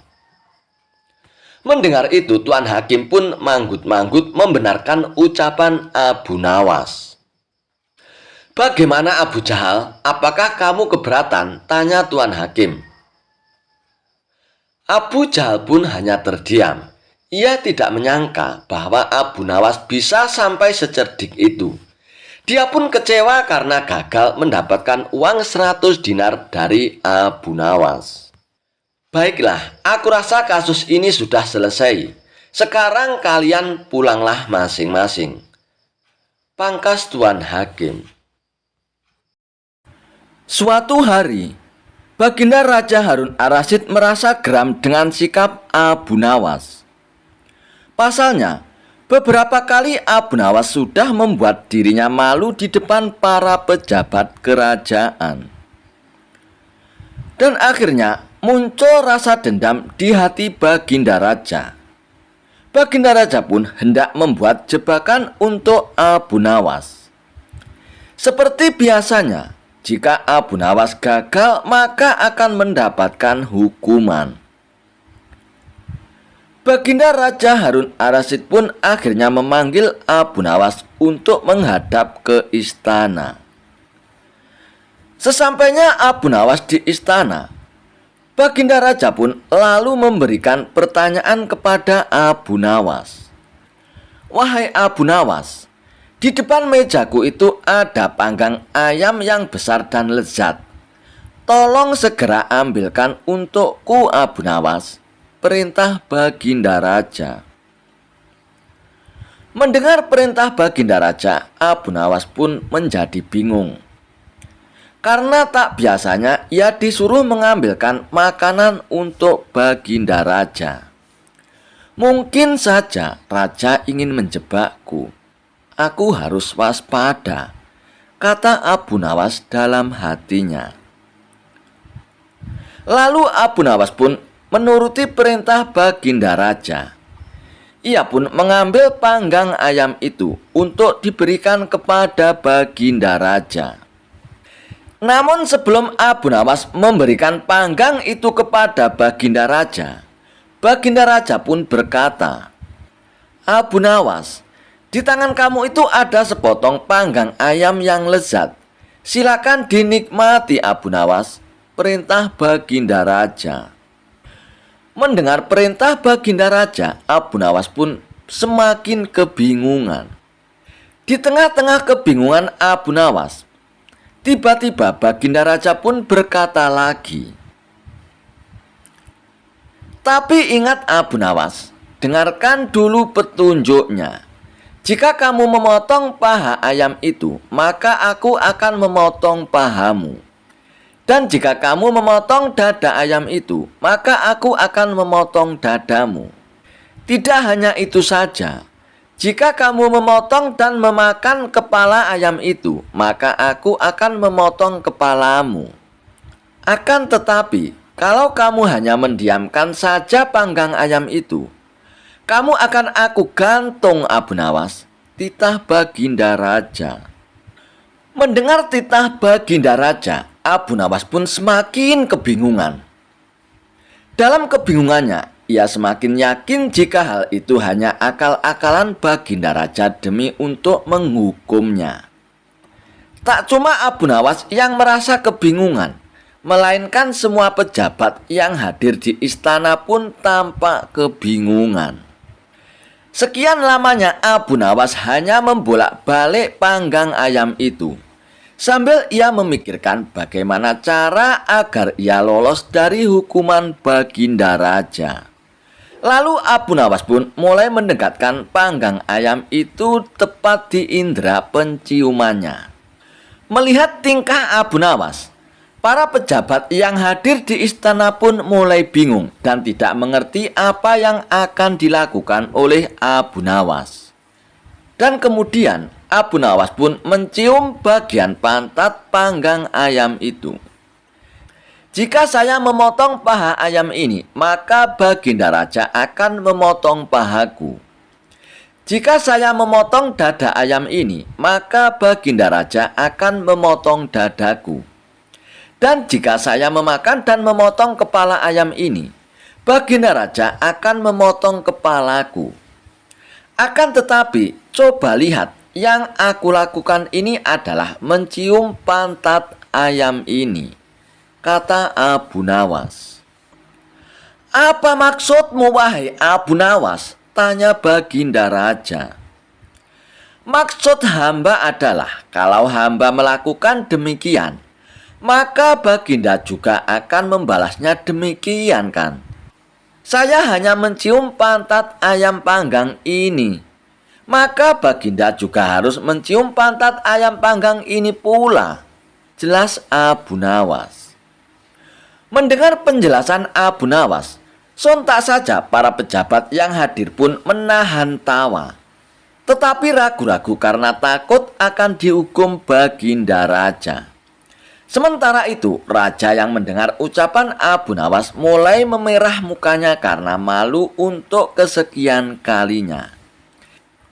Dan untuk menutupi rasa malunya, maka Baginda Raja pun memerintahkan Abu Nawas untuk segera pulang dan membawa pergi panggang ayam itu. "Wahai Abu Nawas, cepat bawa pulang panggang ayam itu. Jangan sampai aku berubah pikiran, Abu Nawas," kata Baginda Raja. Lalu dengan segera Abu Nawas pun pulang dengan membawa panggang ayam tersebut. Sesampainya di rumah, Abu Nawas pun mengundang tetangganya untuk berpesta dengan ayam panggang itu. Dan untuk kesekian kalinya, Abu Nawas pun kembali lolos dari hukuman Baginda Raja. Tidak hanya itu, ia pun sukses mempermalukan Baginda Raja Harun Ar-Rasyid di depan para pejabat kerajaan. Abu Nawas dianggap menjadi nabi palsu. Dikisahkan, Baginda Raja telah mengangkat penasihat istana yang baru. Namun dengan keberadaan penasihat ini, membuat Abu Nawas sulit sekali untuk menemui Baginda Raja. Penasihat istana yang baru itu memang tidak suka dengan Abu Nawas, sehingga segala cara ia lakukan agar Abu Nawas menjauh dari Baginda Raja. Abu Nawas pun menangkap gelagat yang tidak beres dengan perilaku penasihat istana yang baru tersebut. Hingga pada suatu hari, Abu Nawas kedatangan seorang tamu yang sedang ditimpa masalah. Tanah dan rumahnya telah dirampas oleh penasihat yang baru tersebut. Dan kini ia hendak meminta keadilan agar tanah dan rumahnya bisa kembali lagi. "Kenapa dia melakukan itu padamu, Tuan?" tanya Abu Nawas. "Penasihat itu adalah tetanggaku, Abu Nawas. Rumahku berdampingan dengan rumahnya. Namun ketika ia hendak membangun rumahnya lagi yang lebih megah, ia merampas tanah dan rumahku hanya untuk memperluas bangunan rumahnya. Dan katanya, ini semua ia lakukan demi kepentingan kerajaan." Kata tamu tersebut memberitahu kepada Abu Nawas. Sesaat Abu Nawas pun terdiam. Ia merasa bingung dan tidak tahu bagaimana cara mengadukan hal ini kepada Baginda Raja. Sedangkan saat ini untuk menemui Baginda Raja sangatlah sulit. Itu semua dikarenakan ulah daripada penasihat istana yang baru tersebut. Setelah lama berpikir, Abu Nawas pun menemukan solusinya. "Sebaiknya kamu pulang dulu, Tuan. Aku akan ke istana untuk membantu permasalahanmu," kata Abu Nawas kepada tamunya itu.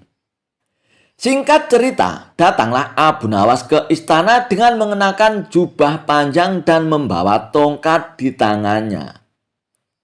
Melihat kehadiran Abu Nawas di depan pintu gerbang istana, sang penasihat itu pun segera mencegah Abu Nawas agar tidak masuk ke istana. Akan tetapi, terlintas rasa penasaran, kenapa Abu Nawas berpakaian tidak seperti biasanya. "Hai Abu Nawas, mau apa kau ke istana dan kenapa kau berpenampilan seperti itu?" tanya penasihat istana. "Aku adalah orang yang suci, akan menemui paduka raja," jawab Abu Nawas. "Apa? Orang suci? Maksudmu sekarang kau menjadi seorang nabi ya?" tanya penasihat istana. "Sudahlah Tuan Penasihat, beritahu kepada rajamu bahwa orang suci akan menghadapnya," kata Abu Nawas. Dan tiba-tiba terlintas di benak penasihat istana itu akan sebuah rencana jahat untuk memfitnah Abu Nawas. "Baiklah Abu Nawas, kali ini aku bolehkan masuk ke istana," kata penasihat istana itu. Maka diantarlah Abu Nawas menghadap Baginda Raja. Sesampainya di hadapan Baginda Raja, sang penasihat itu pun langsung melancarkan rencana jahatnya. Wahai Paduka yang mulia, Abu Nawas sekarang telah mengaku sebagai seorang nabi, Paduka. Dia mengatakan bahwa dia adalah orang suci. Lapor penasihat itu kepada Baginda Raja. Spontan saja Baginda Raja pun terkejut mendengarnya. Apa benar begitu, wahai Abu Nawas? Kau jangan macam-macam, Abu Nawas. Aku bisa saja menghukummu dengan hukuman mati, Abu Nawas, karena kau berani mengaku-ngaku sebagai seorang nabi, bentak Baginda Raja. Abu Nawas pun hanya tersenyum dan berkata, "Yang pasti, aku adalah orang suci, Paduka," balas Abu Nawas dengan berlagak seperti seorang nabi. Akan tetapi, Baginda Raja menangkap ada maksud lain dari semua perilaku Abu Nawas ini. Ia tahu bahwa apa yang dilakukan Abu Nawas semata-mata agar Abu Nawas bisa bertemu dengan Baginda Raja. Sementara itu, penasihat istana itu pun segera memanfaatkan situasi ini untuk mencari muka di hadapan Baginda Raja.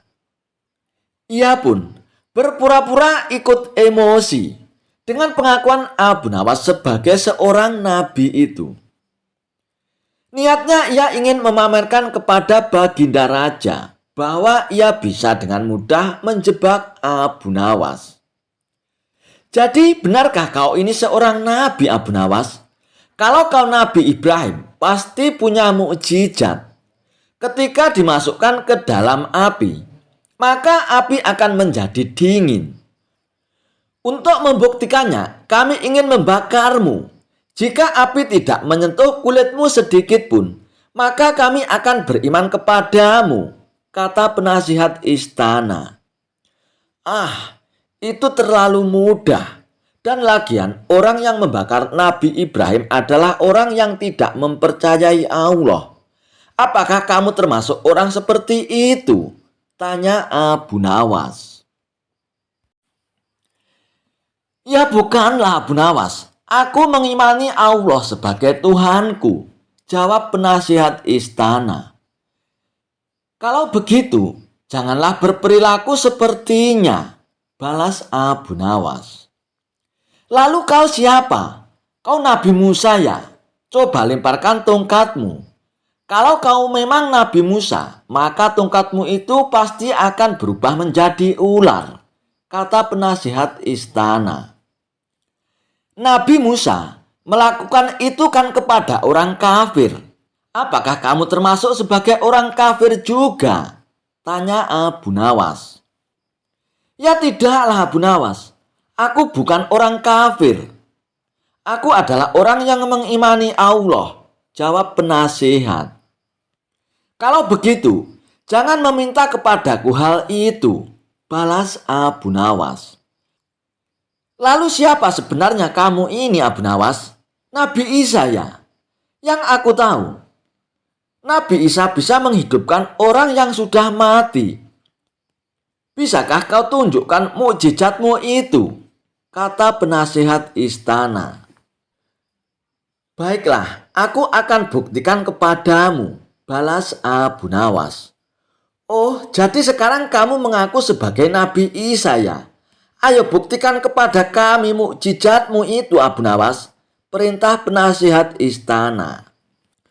Oh, tentu saja, aku akan buktikan. Pertama-tama, aku akan membunuhmu dengan tongkatku ini.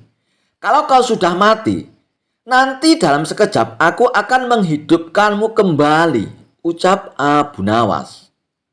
Mendengar itu, penasihat istana itu pun merasa takut.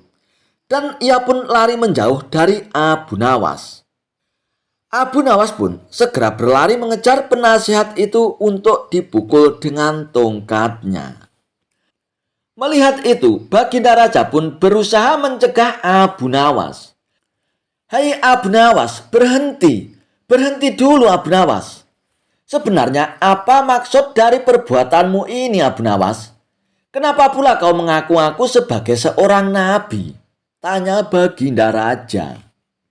Siapa bilang aku mengaku seorang nabi, Paduka? Itu kan hanya anggapan penasihat istana saja. Aku mengaku sebagai orang suci, Paduka. Suci dari hadas besar dan hadas kecil. Karena sebelum kemari tadi, aku berwudu terlebih dahulu, Paduka. Jelas Abu Nawas. Lalu apa maksudmu melakukan hal ini, Abu Nawas? Tanya Baginda Raja. Bukankah beberapa minggu ini Paduka merasakan bahwa hamba tidak pernah lagi ke istana? Itu semua dikarenakan ulah penasihat istana, Paduka, yang selalu mencegah hamba untuk menemui Paduka yang mulia. Dan dia juga telah berlaku zalim kepada tetangganya, Paduka. Dia telah merampas rumah dan tanah tetangganya demi untuk membangun rumahnya agar lebih luas dan megah, tutur Abu Nawas. Begitu mendengar laporan tersebut, Baginda Raja pun langsung mengecek kebenarannya.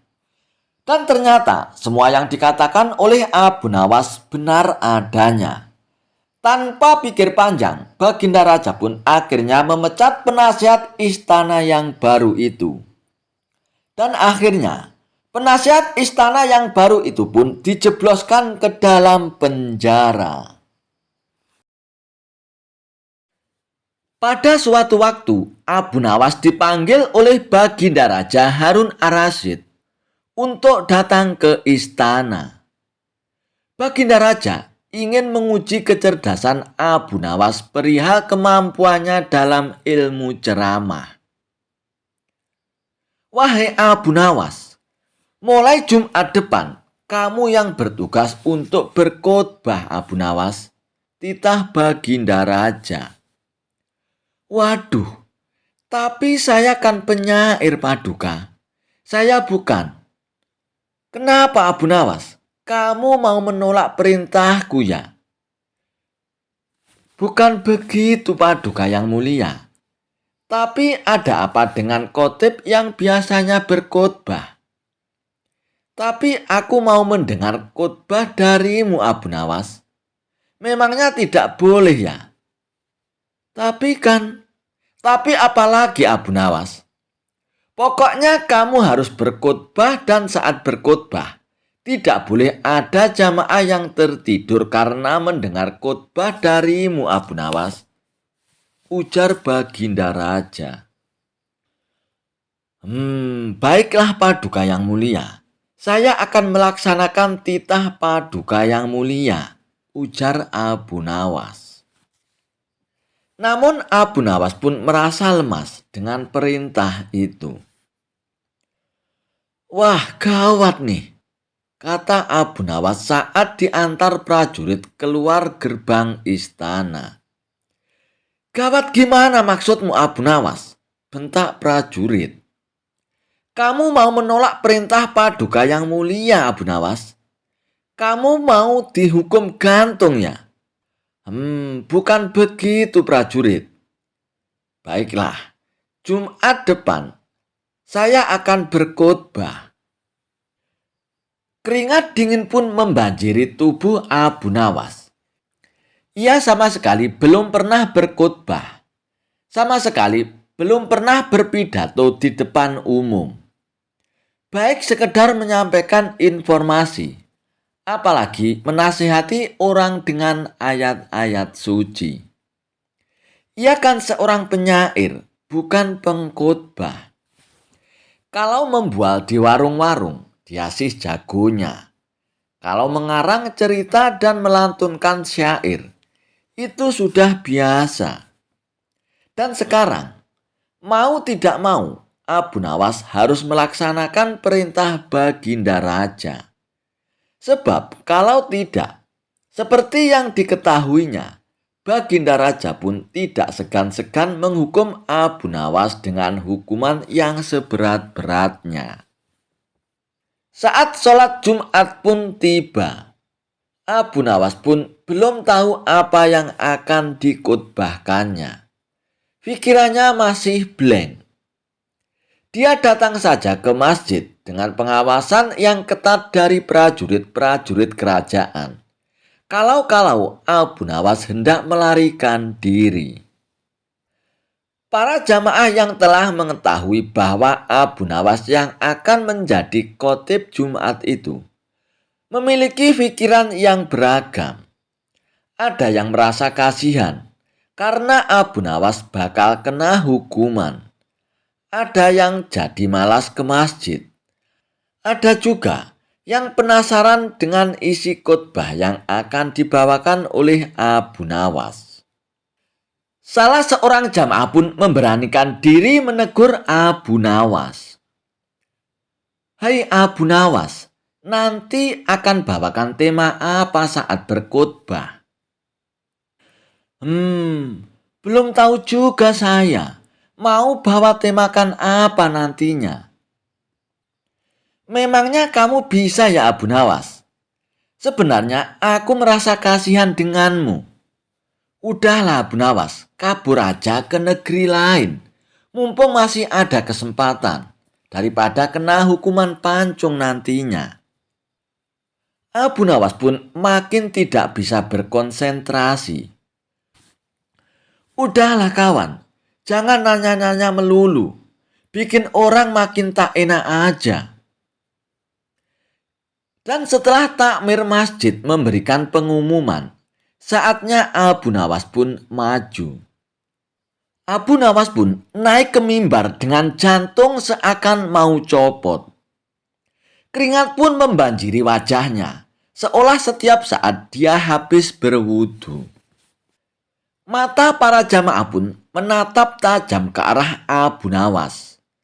Mereka memandang seakan telah tiba malaikat maut menunggu perintah untuk mencabut nyawanya.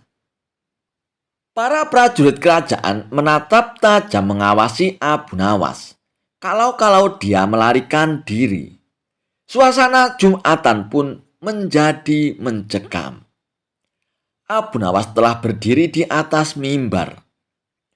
"Assalamualaikum warahmatullahi wabarakatuh." Jamaah pun menjawab dengan kompak dan penuh dengan konsentrasi. Tidak seperti Jumat sebelumnya, ternyata jamaah masjid pun membeludak. Banyak juga jamaah yang berdatangan dari daerah lain. Jamaah pun melober hingga ke gerbang istana. Karena mereka sangat penasaran bakal seperti apa khotbah yang akan dibawakan oleh Abu Nawas. Muadzin pun melantunkan azan. Dan di saat inilah Abu Nawas mendapatkan sebuah ide yang cemerlang tentang materi khotbahnya. Dan setelah mengucapkan pujian-pujian kepada Allah Subhanahu wa Ta'ala dan sholawat atas Nabi, Abu Nawas pun melanjutkan khotbahnya. Saudara-saudara sekalian, hadirin sidang Jumat yang dimuliakan Allah. Pada Jumat kali ini, apakah para hadirin tahu apa yang akan saya sampaikan? Jamaah pun kompak mengatakan tidak tahu. Abu Nawas pun menggebrak mimbar. "Kok tidak tahu?" Jamaah pun tercengang, begitu pula dengan Baginda Raja. Prajurit kerajaan pun semakin bersiaga. Jadi untuk apa khotib berdiri di sini kalau tidak ada yang tahu? Percuma saja dan sia-sia. Tidak akan ada gunanya, lanjut Abu Nawas. Abu Nawas pun kemudian melanjutkan ceramahnya dengan penjelasan tentang kebodohan umat yang serba tidak tahu. Para hadirin sidang Jumat yang berbahagia, umat Islam harus banyak tahu, harus selalu belajar dan belajar, agar pengetahuan kita bertambah luas. Wahyu yang pertama turun adalah Iqra atau bacalah. Ini adalah perintah agar kita banyak belajar. Dan Abu Nawas pun makin bersemangat di atas mimbarnya. Dia memotivasi umat agar tidak menjadi umat yang bodoh. Untuk apa pengetahuan? Dia membukakan cakrawala kepada para jamaah. Dan para jamaah pun mendengarkan dengan antusias. Baginda Raja pun sangat senang dengan kondisi ini. Bahkan, sebenarnya ia pun sayang dengan Abu Nawas. Cuma terkadang caranya itu tidak seperti orang lain. Raja punya cara tersendiri. Raja juga senang karena para jamaah tidak ada yang tertidur saat Abu Nawas menyampaikan khutbahnya. Dan baru kali ini, para jamaah terlihat sangat antusias. Selepas sholat Jumat, Baginda Raja pun memanggil Abu Nawas. Wahai Abu Nawas, Jumat depan kamu lagi yang berkhutbah. Loh, kan sudah paduka yang mulia. Hamba sudah menjalankan titah paduka yang mulia sesuai dengan permintaan paduka. Kilah Abu Nawas. Pokoknya harus Abu Nawas. Apa kamu mau digantung? Dan Abu Nawas pun tidak bisa mengelak dari perintah Baginda Raja. Dan ternyata Baginda Raja pun tidak mau kalah cerdik dengan Abu Nawas. Dia ingin kembali menguji seberapa cerdasnya Abu Nawas. Baginda Raja pun kemudian mengatur para jamaahnya. Kalau Abu Nawas bertanya yang sama saat berkhutbah, maka para jamaah pun disuruh menjawab tahu. Abu Nawas pun naik ke mimbar lagi. Kali ini dia menggunakan jurus yang sama. Abu Nawas sudah tidak tegang lagi. Wajahnya pun penuh dengan senyuman. Dia merasa berada di atas angin. Hadirin sidang Jumat yang diberkahi Allah Subhanahu wa Ta'ala. Apakah kalian tahu apa yang akan saya khutbahkan? Jamaah pun menjawab, tahu. Alhamdulillah.